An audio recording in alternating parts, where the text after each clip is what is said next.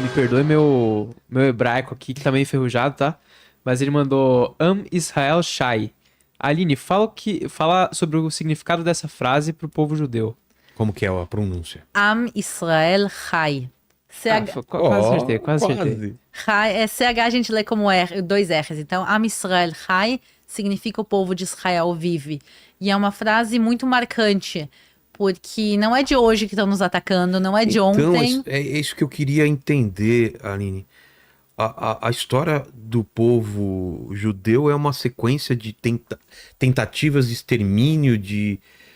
Quantas vezes aconteceu isso? Ah, dá pra perder as contas. É, Assim, é que são diferentes vezes, diferentes maneiras, é. diferentes lugares, diferentes Motivo proporções. e motivos... O motivo é o mesmo, é o fato de a gente ser judeu. A justificativa é outra. Exato. Então as pessoas buscam justificativa. Por exemplo, quando tinha peste negra na Europa, eles diziam que os judeus estavam envenenando os poços para matar a população civil e aí iam lá e massacravam judeus.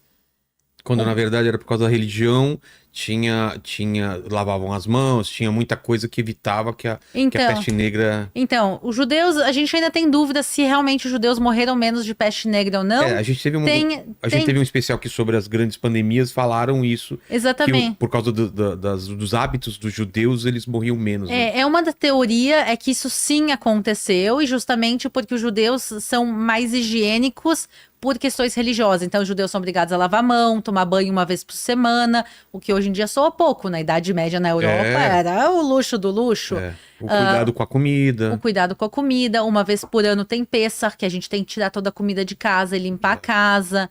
Então, se tu tem menos comida, tu tem menos ratos, menos pestes. Também judeus eram, durante boa parte da Idade Média, eram proibidos de viver em centros urbanos.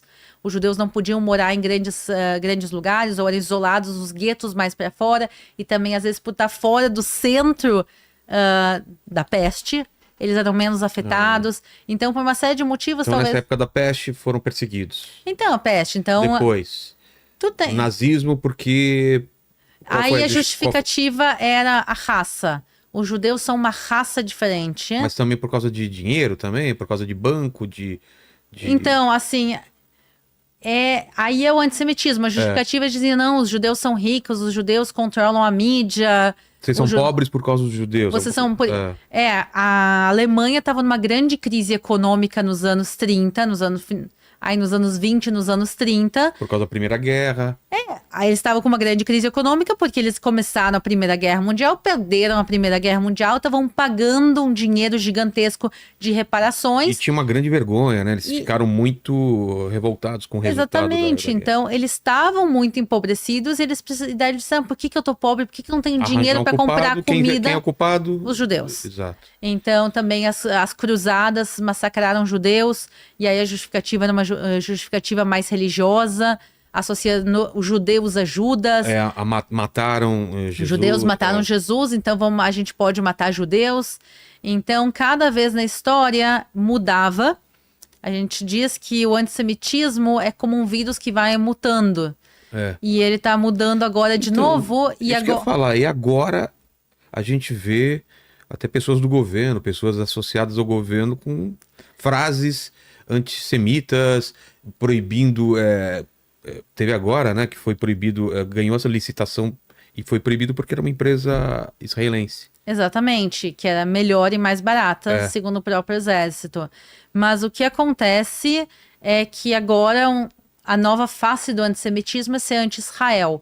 Agora, assim, eu odeio judeu. Ah, não, não é porque ele é judeu, eu odeio ele porque ele é israelense, porque ele Não, é é isso que eu ia sionista. falar. O termo agora é sionismo, né? Então, eu odeio os sionistas. Aqui no chat, eu falando, mas ela é sionista. Ela defende o sionismo. Por que o sionismo virou essa desculpa para o pessoal ser antissemitismo sem culpa? Vamos começar. O que é o sionismo? Exato. Todo mundo fala, sou antissionista, ninguém sabe o que é o sionismo. O sionismo é um movimento que é a favor da criação e da permanência do Estado de Israel na terra de Sião. A terra de Sião é a terra de Sião. Sião é outro nome também para Jerusalém. Então, o movimento sionista, ele é a favor da criação e da existência do Estado de Israel. O que eu acho uma coisa extremamente legítima. O sionismo não é contra a criação do Estado palestino. O movimento sionista, inclusive, o líder do movimento sionista moderno, que é Theodor Herzl, ele escreve lá no final de 1800 sobre o sionismo, ele foi um dos grandes líderes do sionismo, ele fala da convivência pacífica com os vizinhos árabes. Tu ser sionista não quer dizer ser contra a criação do Estado palestino. Eu sou sionista, isso quer dizer que eu sou a favor da existência do Estado de Israel e eu sou também a favor da criação do Estado palestino. Uma coisa não tem nada... Autodeterminação dos povos. Exatamente, eu sou a favor da autodeterminação do Estado de Israel como um país democrático na terra de Israel, e isso não impede a criação do Estado palestino ao lado de Israel. Como que é para um judeu, para um israelita, ser acusado de nazismo? Você já deve ter ouvido isso. Sim. No meu próprio YouTube eu vejo o pessoal escrevendo às vezes. E assim, como alguém que boa parte da minha família foi assassinada no Holocausto, meu avô era polonês, meu avô estava na Polônia quando Hitler subiu no poder na Alemanha. Meu avô conseguiu sair a tempo. Ele cruzou por dentro da Alemanha nazista para conseguir chegar na América Latina, inclusive. Mas meu avô saiu a tempo, mas o irmão do meu avô, a maior parte da família do meu avô foi assassinada pelo nazismo. E os que não foram assassinados pelos nazistas foram assassinados pelos soviéticos. Porque na Polônia teve esses dois problemas, né? Sim. O nazismo e logo depois o soviético. Ficaram espremidos. Um dos irmãos do meu avô foi assassinado pelo fato de ele ser judeu, não pelos nazistas, pelos soviéticos. Mataram ele, acusaram ele de ser capitalista. E aí mataram ele. Mas ele não era capitalista. Eles sabiam que ele era judeu. Porque ele tinha veste tradicional. O irmão do meu avô era religioso. Meu avô não era. Mas o irmão do meu avô era. Ele tinha as vestes tradicionais. E disseram, não, o problema é que ele é capitalista. E aí mataram ele. Outra vez, as pessoas tentam justificar o injustificável. As pessoas... Usam palavras como holocausto em Gaza. Não está acontecendo o holocausto em Gaza, graças a Deus. Israel não quer a morte de civis. O que a gente quer é que nos deixem em paz. As pessoas assim, por que Israel invadiu o Líbano? Por que Israel invadiu o Líbano? Porque o Líbano lançou durante 11 meses mais de 8 mil foguetes, sem contar os que lançaram depois. Deixa eu mostrar uma coisa para vocês, tá. Só para vocês verem o que eu tô falando. Eu preciso mostrar isso. Você vai procurar aí, enquanto isso ele pode ler uma pergunta. Não, já tá aqui, olha. Esse aqui, eu vou depois mostrar aqui também na tela de cima. Eu tô mostrando meu celular, pessoal. Esse aqui é um aplicativo que se chama Tsevadom. Tsevadom é como a gente chama sirenes em hebraico. O aplicativo, ele mostra todas as sirenes que tocaram em Israel nas últimas 24 horas. E aí tu configura o aplicativo segundo onde tu mora. Então, se estiver tocando sirene agora em Jerusalém, meu celular vai começar a apitar. Então, meu celular só apita quando tá só soa a sirene dele quando eu tô em Jerusalém, mas ele mostra todas as sirenes. Então, deixa eu mostrar aqui. Ó. Diminui o brilho aqui. Aqui o pessoal profissional. Aí. Essas são todas as sirenes que tocaram em Israel nas últimas 24 horas. Cada um desses é o nome de uma cidade. Tá. Tem aqui, pessoal, dezenas e dezenas de sirenes que tocaram nas últimas 24 horas. O que se espera de Israel? Sinceramente, todo mundo que tá lá dizendo cessar fogo agora, ok. O outro lado não tá fazendo cessar fogo. Há 1 ano, eles estão lançando mísseis, lançando foguetes. Bem antes também do 7 de outubro, eles estão há mais de 20 anos lançando foguetes. E bem mais, na realidade, que isso, se a gente contar também com o Hezbollah. A pergunta é, 8 mil mísseis só do Hezbollah em 11 meses. Mataram crianças jogando futebol. Eles estão matando a população civil israelense. Dos nomes, inclusive, das cidades, não sei se vocês conseguem depois olhar, vocês vão olhar nomes de cidades árabes também. Eles estão matando árabes, estão matando judeus, estão matando cristãos. Eles tocaram sirene em Nazaré, em Jerusalém, em todos os lugares, eles não discriminam. A pergunta é o que Israel deveria fazer? E a pergunta sincera é, agora, para todo mundo que está lá, dizendo que Israel não pode invadir o Líbano. É óbvio que a gente não quer invadir o Líbano, mas o que Israel pode fazer? E essa é a questão. Nos deixaram sem opção, lançando mísseis diariamente. E é isso que a gente está num ciclo horrível já há muito tempo. Com o Hezbollah desde os anos 80, com o Hamas desde 2006. Eles vão, atacam Israel. Israel retruca, Israel começa a ganhar. E aí eles gritam cessar fogo. E aí todo mundo pressiona Israel para parar. Israel para também, porque Israel não quer estar em guerra. Israel se retira. Na maior parte das vezes, Israel nem chega a entrar por terra, faz tudo por ar. Mas Israel para. Eles passam alguns anos se rearmando, lançam, matam israelenses, destroem parte de Israel, lançam. Israel começa a revidar, cessar fogo. Eles continuam se armando. Quando começou essa guerra agora, o Hezbollah entrou no 8 de outubro. 7 de outubro foi o Hamas, 8 de outubro entrou o Hezbollah. Quando começou a guerra com o Hezbollah tinha 150 mil mísseis e foguetes. 150 mil. O que Israel para fazer? Para ficar sentado e esperar 150 mil mísseis caírem na nossa cabeça? Então, se alguém tem alguma sugestão, alguma ideia melhor do que o que está acontecendo, a gente está aceitando ideias, mas Israel o que pensou é realmente, a gente tem que se defender, a gente tem que exterminar a liderança terrorista, a gente tem que terminar com esses armamentos, e aí torcer que um governo mais estável entre no lugar. Mas, por exemplo, a inteligência, o Mossad não sabia da construção dos túneis, não tinha como impedir essa construção dos túneis? Sabia, Israel sabia. Se falava na mídia israelense dos túneis. A gente sabia dos estoques de armas. A questão é o que tu vai fazer? Tu vai invadir. Ok, a gente invadiu agora, tá todo mundo reclamando. Imagina se a gente... sem um ataque. Imagina se a gente tivesse invadido antes do ataque.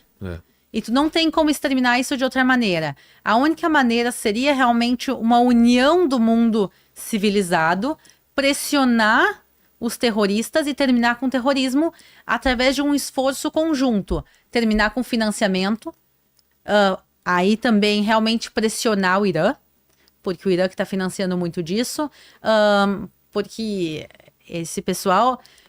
Tem rede social, como é que o Hamas tem uma conta oficial no X, no Twitter, X, no X? Quer dizer, como é que as redes sociais permitem que terrorismo seja divulgado? Como é que os governos do mundo permitem esse pessoal ficar circulando? Porque eles estão circulando no mundo, as companhias aéreas estão voando os terroristas.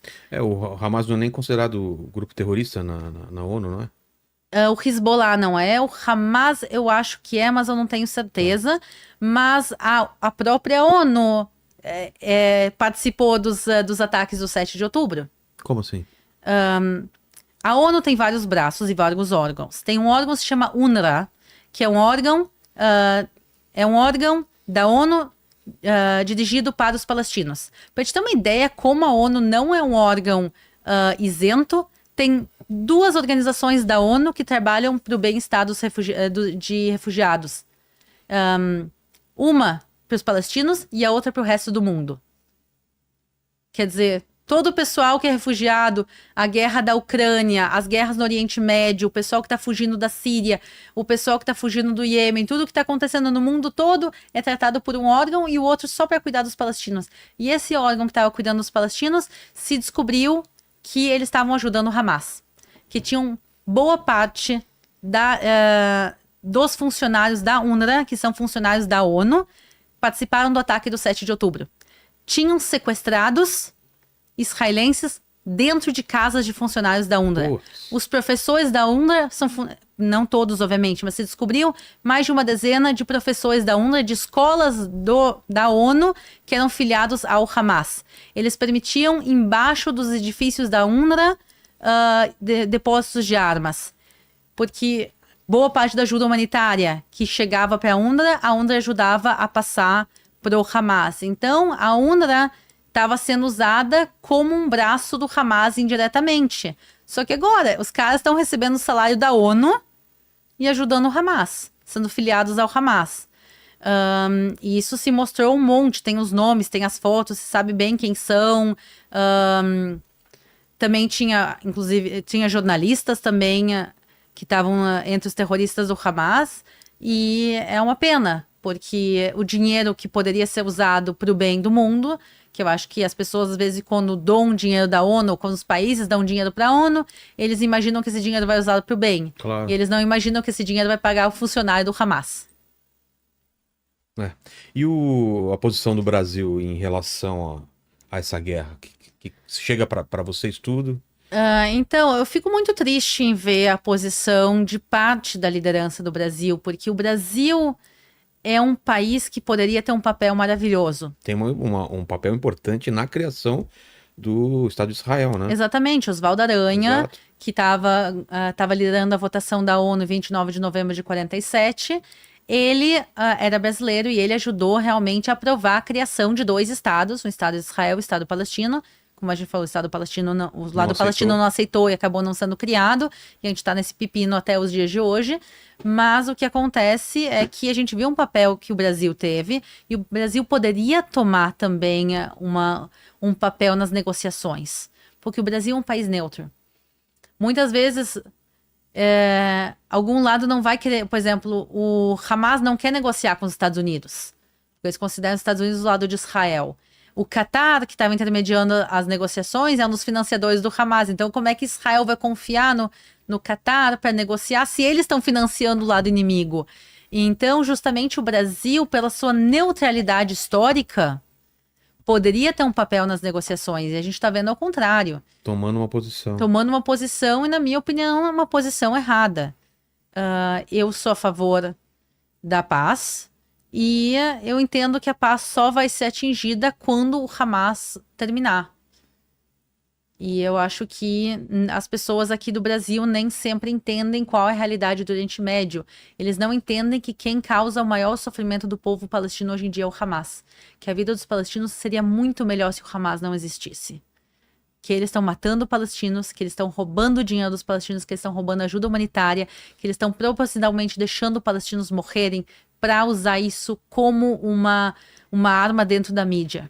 E se o Hamas não estivesse na faixa de Gaza, talvez a situação seria como a da Cisjordânia hoje em dia, que é infinitamente melhor. Não ideal, como a gente falou, eles não têm independência, mas infinitamente melhor.